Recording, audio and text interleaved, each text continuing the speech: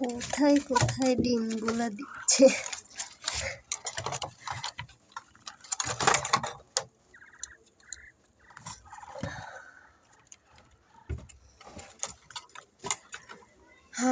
নতুন বাসায় এসে ওদেরকে নিচে নামিয়ে দিলাম।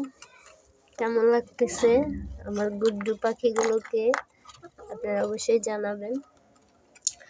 অবশ্য এখানে অনেক বড় একটা দুঃসংবাদ হয়ে গেছে, দুর্ঘটনা আমার সাথে। আমি যখন ফার্স্ট টাইম আসছি, মানে আরও 2 দিন আগে, আমার প্রায় 6টা পাখি বিড়ালে নিয়ে গেছে। কারণ এখানে যে বেলকুনিটা, মানে বারান্দা, এই বারান্দাটা হচ্ছে খোলামেলা, কোনো গ্রিল নাই। তো সেজন্য বিড়াল এদিক দিয়ে আসে, এদিক দিয়ে আসে, এসে আমার একদম মানে আমার কলিজায় হাত দেওয়া যাকে বলে,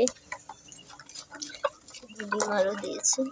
তো এখন মাত্র 28টা পাখি আছে।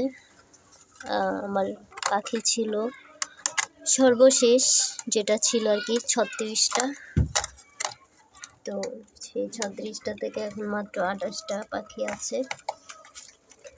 আলহামদুলিল্লাহ, ওদের জন্য সবাই দোয়া করবেন যেন সুস্থ থাকে আমার গুড্ডু পাখিগুলো।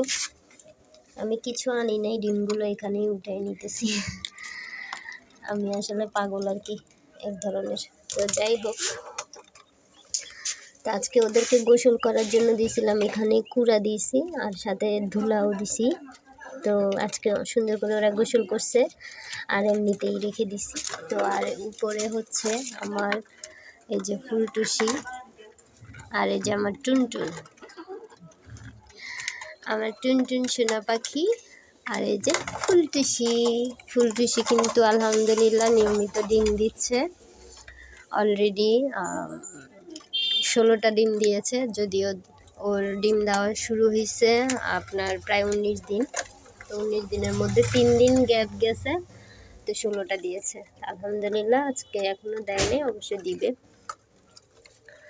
তো সবাই দোয়া করবেন আমার গুড্ডু পাখিদের জন্য, আর হচ্ছে আমার ফুলটুসিদের জন্য, বিশেষ করে আমার গুড্ডুদের জন্য। আমার গুড্ডুরা আজকে একটু অসুস্থ,